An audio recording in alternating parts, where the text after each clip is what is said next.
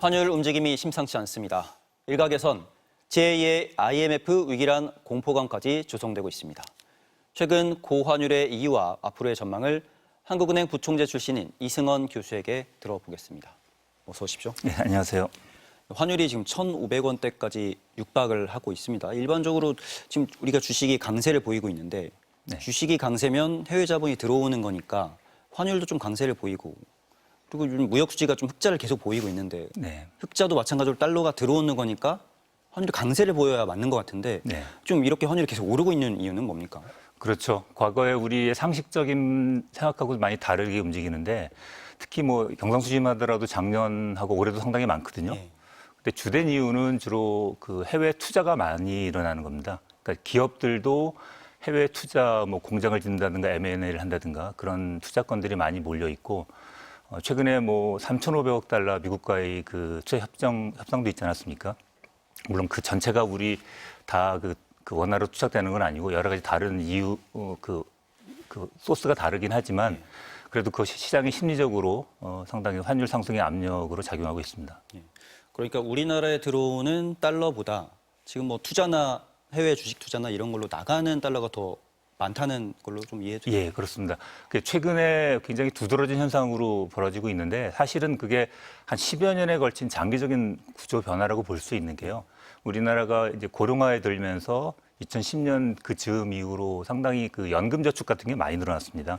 근데 그 자금들이 뭐 국민연금이라든가 다른 생명보험사라든가 해외 투자 자금으로 나갈 수밖에 없는데 그 자금이 국내 투자되는 비중이 작고 많이 나가면서 이러한 그 해외로의 자금 유출이 지금 환율 상승의 주된 요인이 되고 있다고 볼 수 있습니다. 우리나라 주식 투자자들이 해외, 그러니까 미국 주식에 투자를 많이 한 게 좀 이유다 이런 지적도 좀 납득할 만한 이유. 타당한 지적이고요. 최근에 데이터를 봐도 상당한 규모 개인 투자자나 또는 기관 투자자의 경우에도 주식 투자가 많이 되고요. 보통 주식 투자를 할 때는 해지를 안 하고 투자가 되기 때문에 환율 상승에 영향을 미치는데 우리나라만이 아니고 최근에 일본도 그런 경향이 뚜렷하게 나타나고 있습니다. 지금 우리나라 한국은행의 통화 정책도 문제가 있다 이런 지적도 있습니다. 뭐 이유를 보면 미국이 계속 고금리 정책을 유지를 하고 있는데 우리나라는 저금리로 돈을 풀어대고 있기 때문이라는 건데 실제로 미국보다 우리나라가 금리가 낮게 유지되는 건 사실 이례적인데 이것도 좀 영향이 있다고 보십니까? 예, 그것도 마찬가지로 과거에는 항상 우리나라 금리가 미국보다 높았거든요. 그런데 이것도 트렌드입니다. 이것도 한 10년까지는 안 되지만 한 5, 6년 텀으로 보면 우리나라 금리가 미국보다 낮은 지금 한 1.5%포인트 되죠. 네, 전에는 한 2%포인트까지 벌어졌던 그런 추세가 지금 몇 년째 지속이 되고 있고 앞으로도 좀 지속이 될 가능성이 있는데 그거는 기본적으로 성장률 차이입니다. 지금 미국이 우리나라보다 더 빠른 성장세를 보이고 있습니다. 얼마 전 한국은행 총재 외신 인터뷰 때문에 좀 한바탕 좀 난리가 난 적이 있었는데 좀 그것도 영향이 있었다고 보십니까? 저는 오히려 지금 그 시장의 심리가 그 이창용 총재님의 어떤 좀 원론적인 발언이셨거든요.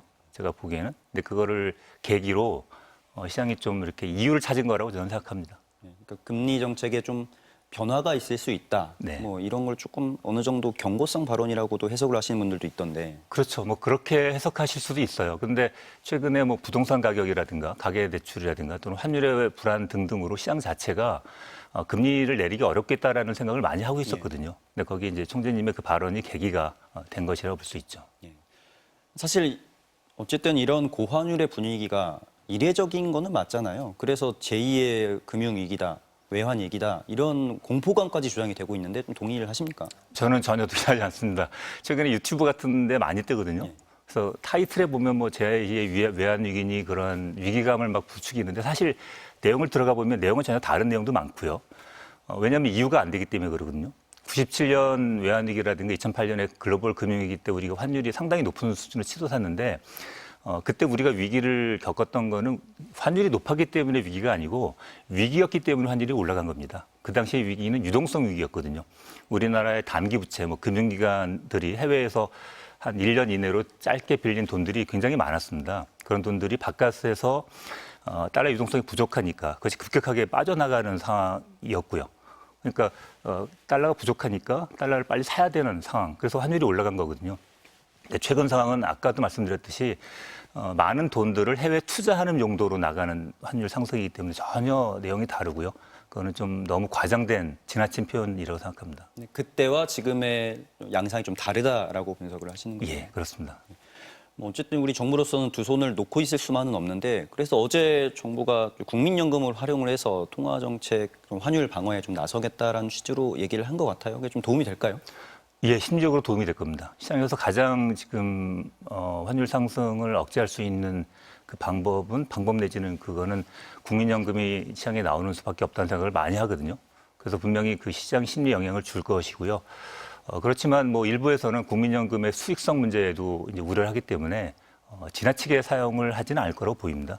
국민들의 어떤 재산의 문제가 달려 있는 거니까. 그렇지만 단기적인 지금 환율 상승이 좀 과도한 측면이 있거든요. 예. 심리적으로 많이 쏠려 있습니다.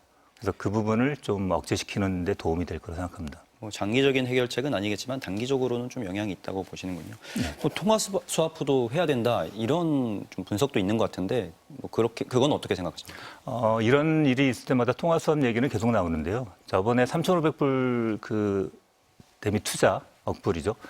그 20대도 통화 수합 얘기가 많이 나왔는데 통화 스와프는 연준에서 미국 중앙은행에서 그 유동성 공급 목적으로 제공하는 거라서 환율과는 상당히 틀리고요.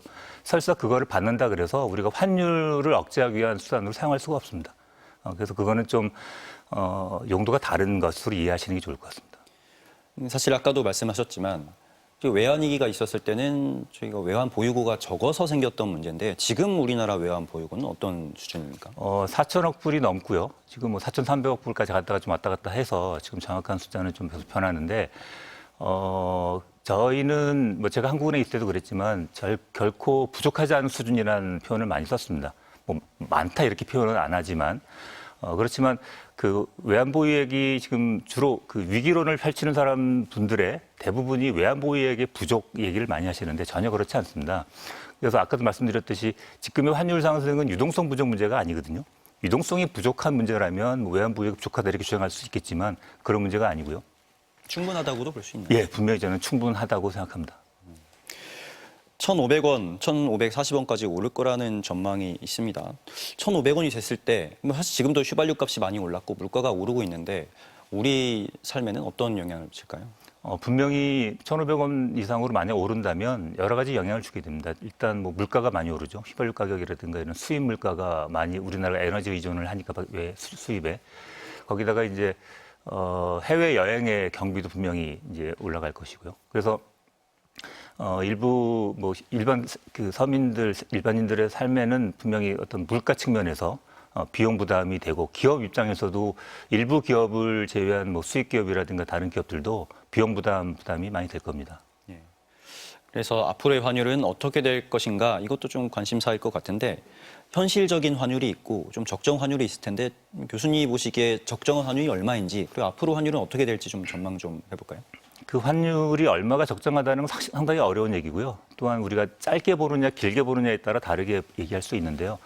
단기적으로 예측하기 어렵고요. 단기적으로 얼마가 균형이다라고 얘기하는 상당히 어려운 얘기고 지금 변동성이 굉장히 큰 상황입니다. 그래서 뭐 일부 뭐 1,500원을 뚫고 올라갈 수도 있겠죠. 그렇지만 좀 더 길게 보면 뭐 몇 달이라든가 한 1년 열 이상을 본다 그러면 1,500원 선은 저는 높다고 보입니다. 한 1,450원 선 정도가 현재로서는 저 개인적인 생각입니다. 전혀 뭐 다른 근거가 있는 건 아니고요. 그 정도가 오히려 맞지 지금은 심리적으로 부담이 돼 있어서 많이 올라가 있는 상황인데 1,450원 정도면 적당하다라고 보시는 거군요. 예, 저는 그렇게 생각합니다. 예. 알겠습니다. 오늘 나와주셔서 감사합니다. 네, 고맙습니다.